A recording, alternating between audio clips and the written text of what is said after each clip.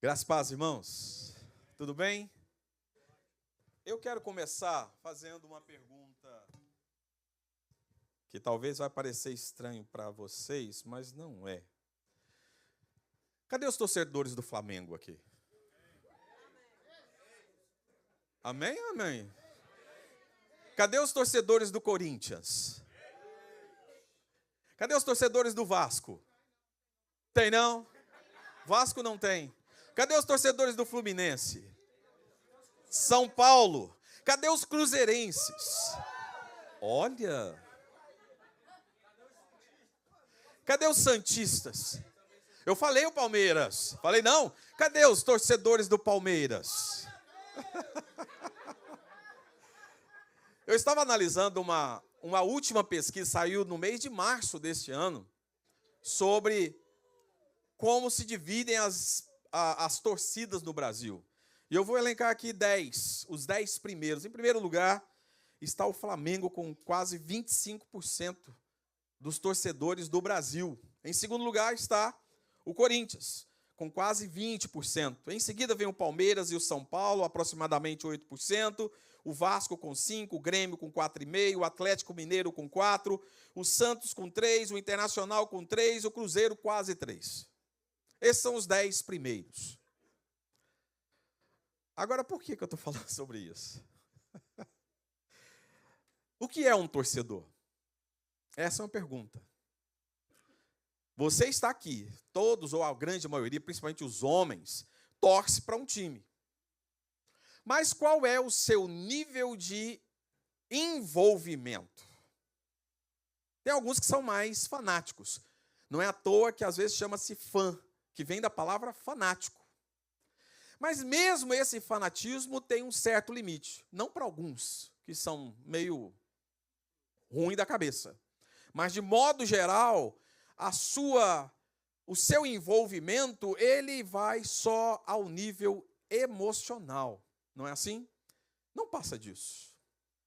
Mas eu gostaria que você observasse comigo uma palavra de Jesus que está em Lucas, capítulo 9. A partir dos versos 23 ao 25, Jesus diz o seguinte: depois Jesus disse a todos: se alguém quer ser meu seguidor, que esqueça os seus próprios interesses. Esteja pronto cada dia para morrer como eu vou morrer e me acompanhe. Pois quem põe os seus próprios interesses em primeiro lugar nunca terá a vida verdadeira, mas quem esquece a si mesmo por minha causa terá a vida verdadeira. O que adianta alguém ganhar o mundo inteiro, mas perder a vida verdadeira e ser destruído? Eu intitulei nessa manhã a nossa ministração de admirador a seguidor, o chamado ao comprometimento. Nós não podemos ser torcedores de Cristo. Nós não podemos ser admiradores de Cristo. E esta mudança de mentalidade faz toda a diferença na vida de todos nós. Seguir a Jesus é mais do que admirá-lo de longe. É um chamado ao comprometimento, à entrega e à transformação. Jesus quer que sejamos seus seguidores, não admiradores. E eu quero aqui citar algumas características que diferem o admirador do seguidor. Os admiradores se sentem confortáveis com a palavra. Quando a palavra é boa, quando a palavra vem dar ânimo, que é muito bom e nós precisamos disso, ótimo. Mas os verdadeiros seguidores se comprometem com a palavra. Porque a palavra de Deus ela é completa em si mesma. Logo, ela tem coisas que vão trazer conforto ao nosso coração. Mas também haverá coisas que ela vai nos chicotear, literalmente. E nós não temos o direito de separar uma coisa da outra. Ah, não, isso aqui eu gostei. Isso aqui nem tanto. Eu preciso, gostando ou não, eu preciso colocá-la em prática em minha vida. Eu preciso me comprometer com a palavra. Veja que Tiago, capítulo 1, verso 22, nos diz: sejam praticantes da palavra e não apenas ouvintes, enganando-se a si mesmos. Nós não podemos apenas ouvir a palavra e absorver ou colocar em prática as partes que nos agradam. Nós precisamos praticá-la integralmente. E aqui eu vou avaliar a minha vida, eu não vou avaliar a sua, você avalia a sua. Eu ainda tenho um longo caminho a seguir para praticar a palavra de Deus na sua íntegra. Logo, em determinadas coisas, talvez eu esteja sendo um torcedor de Cristo. Mas tem me faltado verdadeiramente seguir a Cristo. E nós temos que observar isso a cada dia. Irmão Luiz gosta muito de falar sobre isso, né, irmão Luiz? Tem lutado para mudar os hábitos. E isso cabe a cada um de nós. Eu e qualquer um de nós. Precisamos a cada dia analisar a nossa vida e observar aonde eu preciso me adequar à palavra de Deus para ser um praticante dessa palavra e não apenas um ouvinte. Porque nós ouvimos muito. Nós ouvimos pregações, nós ouvimos a ministração do louvor, nós ouvimos testemunhos, nós ouvimos os 30 semanas, que é um curso maravilhoso, tem sido maravilhoso, mas o quanto disso nós temos colocado em prática nas nossas vidas? A segunda coisa que difere um seguidor de um admirador é: os admiradores consomem, os seguidores contribuem. Há pessoas, irmãos, que têm lidado com a igreja como se fosse um comércio. Para muita gente, a igreja tem se tornado um comércio. Eu contribuo, eu dou, mas eu quero em troca. Eu quero uma boa estrutura, eu quero uma boa palavra, eu quero um lugar confortável, eu quero um ar-condicionado. Isso tudo é muito bom. Mas e se eu tiver que adorar o Senhor debaixo de uma árvore? Como acontece na África, por exemplo.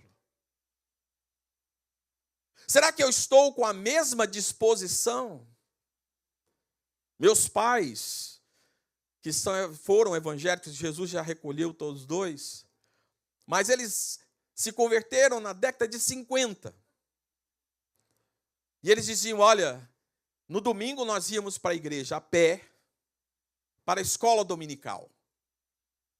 Saíamos da escola dominical, íamos para um outro bairro a pé, para realizar a escola dominical lá nesse outro bairro que estávamos começando uma congregação. Íamos para casa, almoçávamos rapidamente, saíamos à tarde para evangelizar, para convidar as pessoas para estarem no culto à noite, onde nós estávamos. Muitas vezes, chegávamos em casa à tarde da evangelização, mal dava para tomar um banho e voltar a pé para a igreja. Hoje nós temos tanta facilidade, isso é bênção de Deus. Eu creio que todos nós aqui viemos de carro para cá. Cada um tem seu carro. O conforto, se está quente, você liga o ar-condicionado. Se está frio, você liga o aquecedor. Se está chovendo, você liga o limpador de para-brisas. Você vem confortavelmente. Para na porta da igreja, se estiver chovendo, pega um guarda-chuva para não se molhar. Porque não pode estragar a chapinha das irmãs. Veja, irmãos, isso tudo é bênção de Deus. Mas foi falado aqui nesta manhã que nós temos que tomar muito cuidado. Porque muitas vezes, ao invés de nós estarmos adorando ao Senhor, o pastor Cris estava dizendo isso. Nós estamos sendo apenas telespectadores. E precisamos entender que precisamos não consumir, mas contribuir. Não só nós mesmos, mas com a nossa vida. Atos 20, 35 nos diz: mais bem-aventurada coisa é dar do que receber. Esta é uma outra coisa muito séria. É contrassenso. Existem coisas na Bíblia que são contrassenso. Como assim? Não, é muito melhor receber. Quem não gosta de ganhar presente? Quem não gosta de ser surpreendido com um presente? Todos. Mas a Bíblia está em contrassenso dizendo, é melhor dar do que receber. Existe aí um mistério. Porque a Bíblia está dizendo que se nós realmente estivermos dispostos a contribuir, nós receberemos muito mais. Portanto, é melhor dar, porque eu estarei plantando.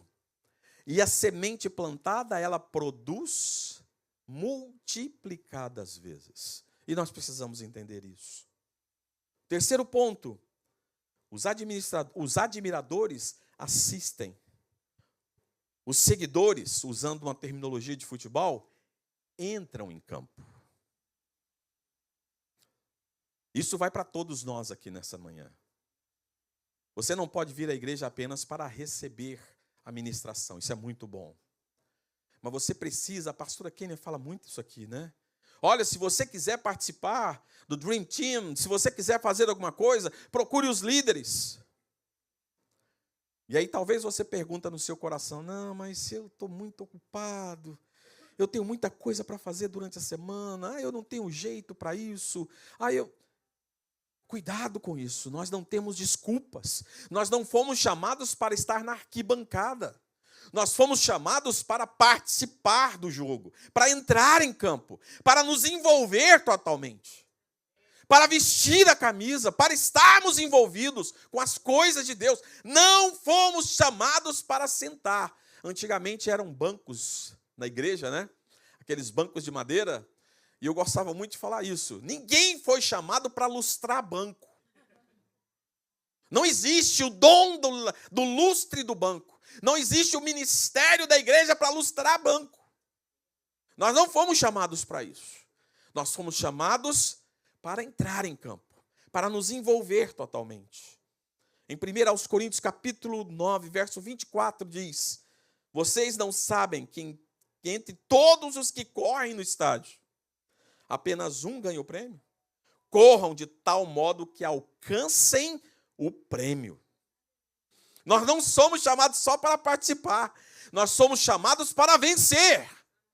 Esta é a grande diferença que nós temos em relação a um jogo de futebol. O resultado, se você estiver do lado certo, que é o lado de Cristo, o resultado se é sabido antemão. De antemão. Nós vamos ser vencedores. Mas eu preciso entrar em campo. Veja, quando o meu São Paulo entra em campo para jogar, eu fico muito feliz quando ele ganha. Fico triste quando ele perde. Mas isso dura alguns minutos. Isso passa e eu vou seguir a minha vida. Não muda nada. Quando o São Paulo ganha, ou qualquer time ganha um campeonato, a gente fica alegre, a gente fica eufórico. Ah, que ótimo! Mas quanto você ganha com isso? Zero. Quem ganha é o time, os jogadores, aqueles que estão envolvidos totalmente com aquilo com o jogo. A mesma coisa acontece conosco. Deus, o Espírito Santo de Deus está aqui. E Ele está galardoando, está abençoando aqueles que estão jogando. Muitas vezes você vem e participa apenas da arquibancada, você aplaude, mas você não participa do prêmio, porque você não está envolvido totalmente. Portanto, nós precisamos estar envolvidos, e aqui vai uma palavra para você. Talvez você esteja perguntando, mas a minha vida as coisas não mudam. A minha vida as coisas não vão para frente, mas falta você entrar em campo. Falta você participar do jogo. Não é fácil. Você vai estar no campo e vai ter a torcida contrária te vaiando, te xingando.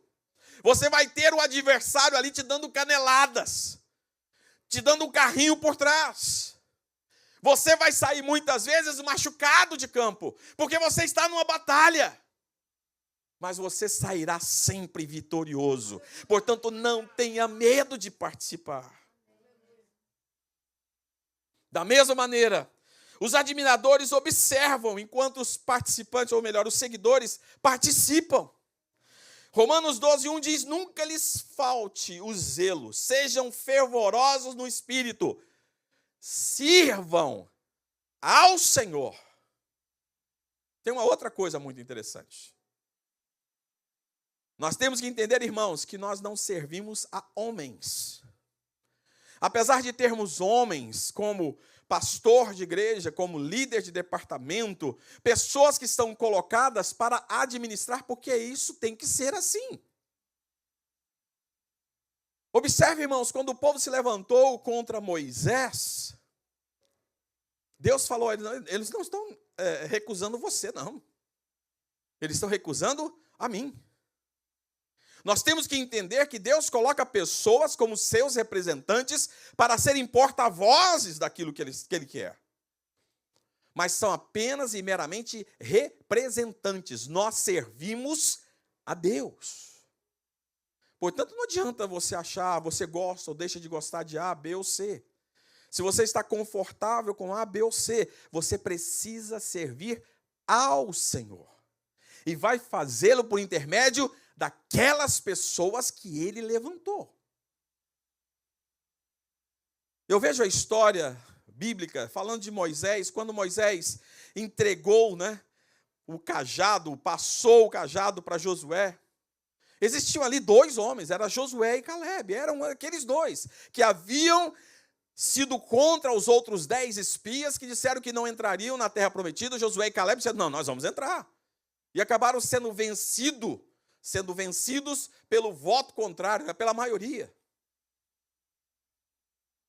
E Calebe poderia perfeitamente falar, mas por que o senhor escolheu Josué, Deus, e não eu? Por que Josué e não eu? O que é que Josué fez mais do que eu? Calebe não fez isso. Pelo contrário, Calebe depois chega para Josué e fala, olha, quando nós começamos, isso eu tinha 45 anos. Hoje eu tenho 85. Mas a mesma força que eu tinha lá atrás, eu tenho hoje.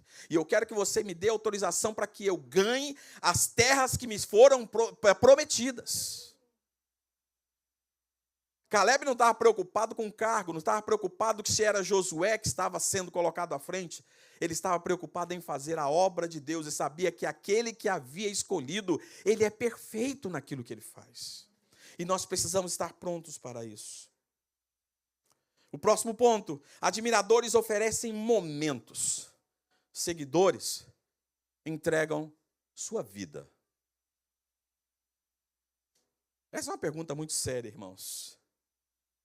Romanos 12, 1 diz, ofereçam seus corpos como sacrifício vivo, santo e agradável a Deus. Este é o culto racional de vocês. Nós temos aqui equipe de louvor, temos instrumentos, temos som de altíssima tecnologia, da maior qualidade possível. Os músicos os nossos irmãos que ensaiam, o grupo de louvor que ensaia, tudo para fazer na perfeição. Mas isso é apenas um prelúdio da verdadeira adoração. Porque o que a Bíblia está dizendo aqui é que eu preciso oferecer ao Senhor o meu sacrifício racional, santo, vivo e agradável a Deus. O meu culto racional é este. E nós precisamos ter muito cuidado com isso, irmãos. O ponto 6, admiradores seguem a multidão. Seguidores seguem o mestre. Os dias que nós estamos vivendo, irmãos, o acesso à tecnologia, você pode assistir hoje cultos das mais diversas vertentes evangélicas que você quiser. Você pode e acha pregações que vão estar exatamente da forma que você gostaria que fossem. De tudo. O que você quiser. De tudo. Mas nós precisamos estar muito atentos, irmãos, porque nós precisamos seguir o mestre. E o que quer dizer seguir o mestre? Seguir a sua palavra. E sabe o que acontece, irmãos? A Bíblia diz que a palavra do Senhor ela é viva e eficaz. Você sabe o que quer dizer ser viva?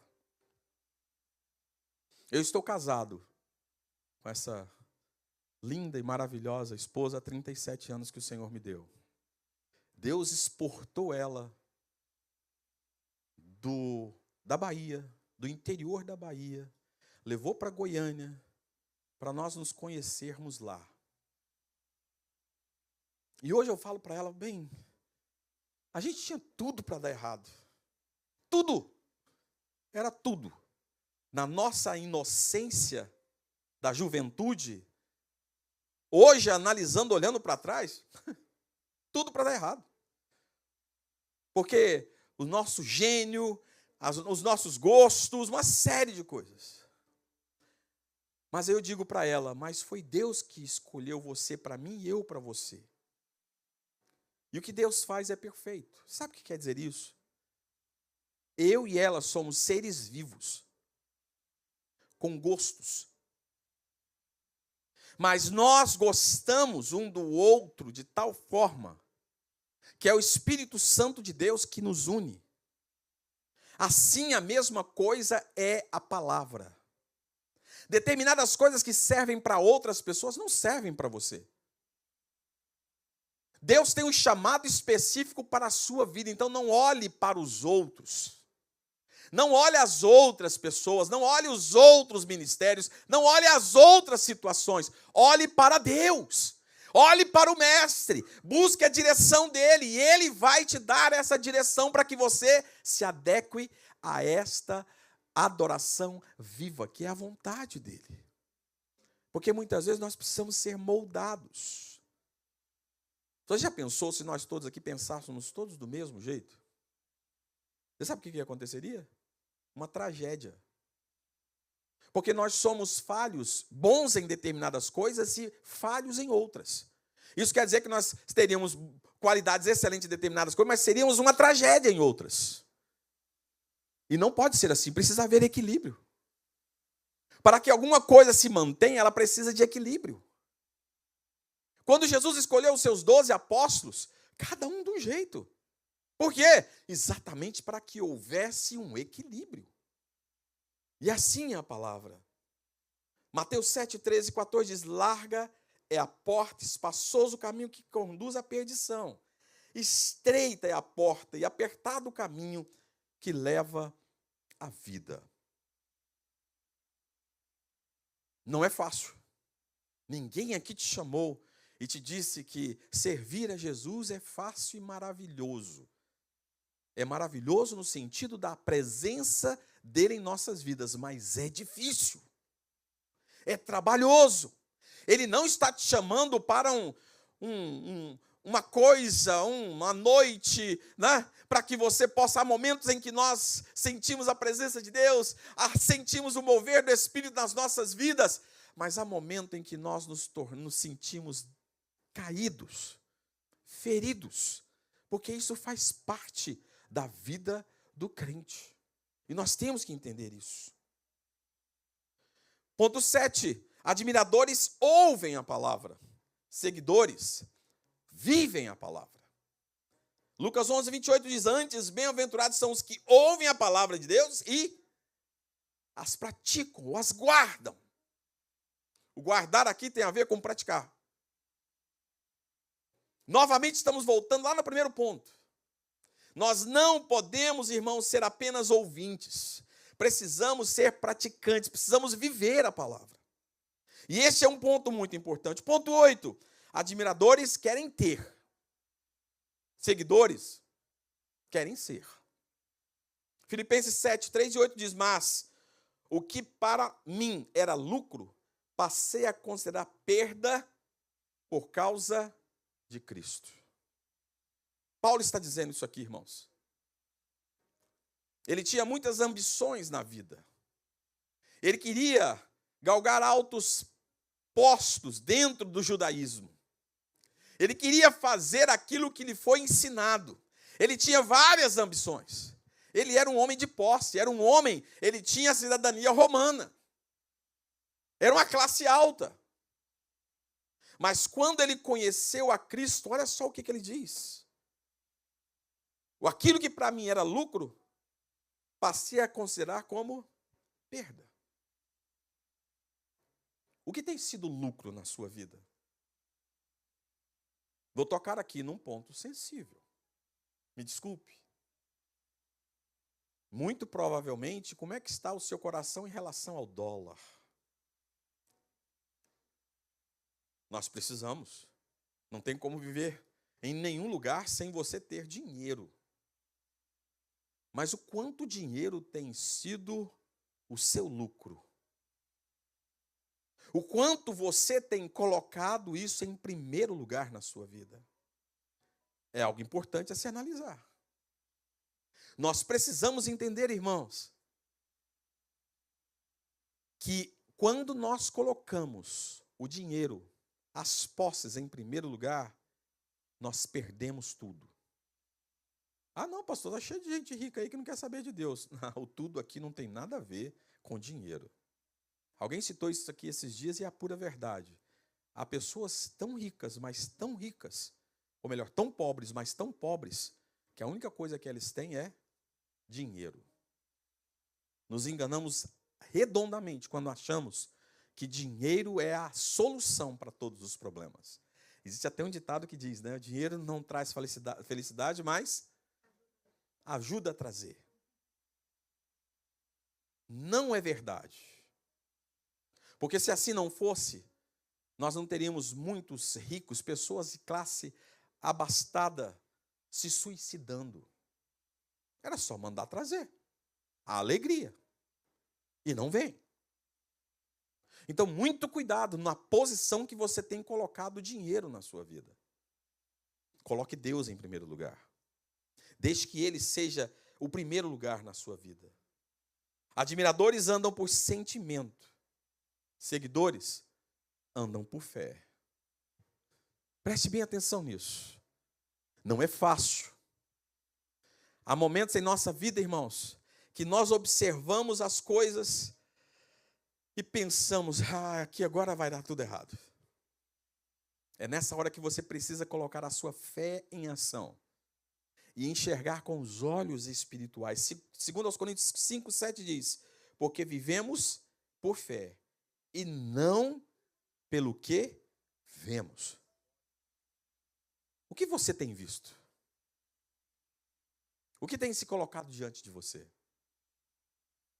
Quais são os seus anseios e as suas preocupações hoje? Eu quero te dizer que você precisa exercitar a sua fé. Você tem um Deus que cuida de você nos mínimos detalhes. Ele está na sua vida. Entregue a Ele. Deixe que Ele tome conta da sua vida. Descansa nele. Não ande por vista. Não ande pelos sentimentos. Ande por fé. Essa deve ser a grande diferença. O ponto 10. Os admiradores querem bênção. Seguidores querem salvação. Ah, mas quem não quer bênção? Irmãos, quando a gente pega uma criança, eu gosto muito de usar essa analogia. Se deixar a criança, ela come doce o dia inteiro. Não é verdade? Vai comer doce o dia inteiro, só porcaria o dia inteiro. É gostoso. É muito gostoso, é saboroso, satisfaz. Só que algumas coisas vão acontecer. Essa criança vai ficar extremamente obesa, extremamente desnutrida, vai pegar uma diabetes, vai ter pressão alta e vai morrer cedo. Fato? É fato. Então por que você não dá doce, que é algo que as crianças tanto querem? Porque você não quer que elas adoeçam, você não quer que elas sejam obesas, você não quer que ela morra mais cedo. Deus faz a mesma coisa conosco, meus irmãos. Se Deus nos desse tudo o que nós gostaríamos de receber, todas as bênçãos que nós gostaríamos de receber, nós seríamos crentes obesos. Você sabe o que quer dizer isso? Crente obeso é aquele que não consegue se locomover direito, é aquele que tem preguiça, é aquele que dorme mal, é aquele que não tem disposição para coisíssima nenhuma e com o passar do tempo ele se torna um inútil. Não consegue fazer nada. É a mesma coisa. Se Deus nos der todas as bênçãos que nós gostaríamos, irmãos, nós nos tornaríamos tão mimados que quando alguma coisa de mal acontecesse, nós mas Deus não me ama, Deus não gosta de mim. Essa é a grande verdade. Portanto, observe, irmãos, que até mesmo as bênçãos, nós precisamos dosá-las com cuidado. Porque o nosso maior objetivo é a salvação. Eu gosto muito de dizer isso. Você sabe quais seriam as suas reações se você fosse uma pessoa bilionária? Imagina aí. Você só tem pensamentos bons para ser bilionário. Nossa, eu poderia fazer isso, fazer aquilo outro. Deixa eu te falar uma coisa. A probabilidade de você cair na fé é altíssima. A probabilidade de você negar a Cristo é altíssima. Claro que não, pastor. Que isso? Nunca. Você não sabe o que você está dizendo. O dinheiro, ele tem um poder sedutor, que, em primeiro lugar, na maioria das vezes, torna as pessoas arrogantes. E a Bíblia fala sobre os arrogantes. Os arrogantes Deus vê de longe, é o que a Bíblia diz. E os humildes ele vê de perto. É algo, irmãos, que está além da nossa capacidade. Eu não estou dizendo que você não possa ser rico. Eu estou dizendo que a grande maioria de nós não pode. Vou falar uma coisa aqui terrível. Mas, por exemplo, as drogas. Há pessoas que podem fumar um baseado e não se viciar. Como é que você sabe se você vai viciar ou não? Você não sabe. Você só vai saber depois que fizer. O problema é o preço que você pode pagar. Pode ser que não aconteça nada, você fuma um baseado, beleza. Mas pode ser que você fume um baseado e se torne um viciado, e daí você vá para drogas mais pesadas. Então não vale a pena arriscar. Então deixa Deus decidir isso. Não com relação às drogas, mas com relação ao dinheiro. Talvez nós precisemos ter uma vida mais regrada para não perder a salvação. Dura palavra. Mas eu garanto para você que você prefere isso. Creia em mim. E por último, admiradores buscam a coroa. Seguidores carregam a cruz. Carregar a cruz não é fácil. Mas Jesus diz isso. Todo aquele que quer vir após mim, negue a si mesmo. Tome a sua cruz e siga-me. Nós temos que entender esse versículo, irmãos.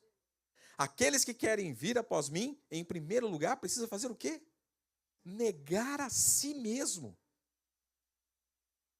E depois de negar a si mesmo, pegar a sua cruz. O que a cruz indica, irmãos? Fardo. Trabalho. Labor. Dificuldades. E depois disso tudo, temos que fazer o quê? Segui-lo. Eu lembro que muitos anos atrás, eu, a minha esposa, com os nossos filhos ainda eram pequenos, fomos para Belo Horizonte. Quem conhece Belo Horizonte? Belo Horizonte é a cidadezinha do trânsito legal. E aí o irmão nos pegou de um lado da cidade, irmão, nós gastamos mais de hora, né? 2 horas para atravessar de um lado da cidade para o outro na hora de pico, né? Era o culto. E o irmão foi nos levar. E ele foi na frente e eu atrás. E a pior coisa que existe é você, num trânsito pesado, ter que seguir alguém, porque você, naquela época, não tinha GPS. Deixa eu já explicar isso aqui, que você pode estar perguntando. Por que não usou o GPS? Porque não tinha. E eu não sabia o caminho. Nunca tinha ido lá. E em um determinado momento, nós chegamos num sinaleiro, farol, conforme você queira, e ele passou e eu não consegui passar. Só que o meu carro ficou metade em cima da faixa, e não tinha como dar ré, porque estava cheio de carro atrás. E o pessoal, educadamente, passava batendo em cima do carro. no capô do carro. Pá, pá, pá, pá, pá, pá. Meus meninos pequenos ficaram assustados. Terrível, porque o meu medo era ele ir embora. Estava no trânsito pesado também, talvez não tinha nem como parar, eu ia me perder dele. E aí? Seguir alguém não é fácil. O trânsito pesado, existem várias informações. Você tem que tomar cuidado com as motos, você tem que tomar cuidado com os pedestres, você tem que tomar cuidado com os carros atrevidos que passam na frente, você tem que tomar cuidado com o farol, você tem que tomar cuidado com respeitar as leis, uma série de coisas. E isso pode tirar a sua atenção e você pode perder a pessoa que está à sua frente. Assim é seguir a Cristo. A nossa vida é cheia de informações. E se nós não tomarmos muito cuidado, essas coisas vão neblinando a nossa mente e nós perdemos Cristo de vista. Porque estamos carregando uma cruz. Porque já estamos extremamente chateados porque tivemos que negar a nós mesmos, nossas vontades, o nosso querer, os nossos objetivos de vida. Tivemos que negar tudo isso. Estamos carregando uma cruz pesada. Às vezes cansa. E Jesus está indo e você tem que ir atrás. É isso que esse versículo está dizendo. Mas eu quero concluir, e nós vamos orar, contando uma historinha que talvez você já tenha ouvido. Existia numa fazenda um porco e uma galinha. A galinha chegou para o porco um dia e disse: vamos abrir um restaurante nós dois? E o porco falou: uai, boa ideia. Mas como é que vai chamar esse nosso restaurante? Ovo e bacon. O porco parou, pensou e falou: não, esse negócio não vai dar certo. Como assim? Esse negócio quer dizer que para você vai ter apenas que se envolver. Eu terei que entregar a minha vida. Você pode botar ovo sem morrer, mas o meu bacon só com a minha morte. Não, muito obrigado. O que nós estamos sendo chamados a ser, irmãos, não são galinhas. Nós somos chamados a ser porcos, mas no bom sentido. Também não tem nada a ver com Palmeiras. Estamos sendo chamados, eu com toda certeza tenho um pouquinho mais a doar do que vocês, a doar os nossos bacons. Nós não podemos apenas participar, nós temos que nos entregar. Talvez não é essa palavra que você gostaria de ouvir nessa manhã, mas eu quero te afirmar que é esta a palavra que Deus gostaria que você ouvisse nessa manhã. E eu quero te convidar a orar nesse momento. Eu vou pedir a presença dos pastores aqui à frente. E eu quero te chamar aqui à frente. Como é que está o seu envolvimento com a palavra de Deus, com a vontade de Deus? Como tem sido a sua vida? Vem cá, pastores, por favor. Chega aqui à frente, irmãos. Subam aqui, irmãos, por favor, pastores.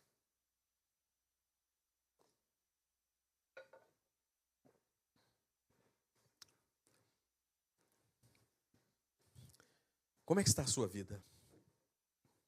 Como é que está o seu relacionamento com Deus? Como está a sua entrega a Ele? Eu gostaria que você viesse aqui nesta manhã, com toda certeza, eu vou afirmar isso. Nós todos precisamos nos entregar mais. Não é verdade isso? Então eu quero te convidar aqui à frente. Com esse espírito, Senhor, eu preciso me entregar mais ao Senhor. Eu preciso me entregar mais à Tua palavra. Eu preciso me entregar mais, Senhor. Eu preciso fazer mais.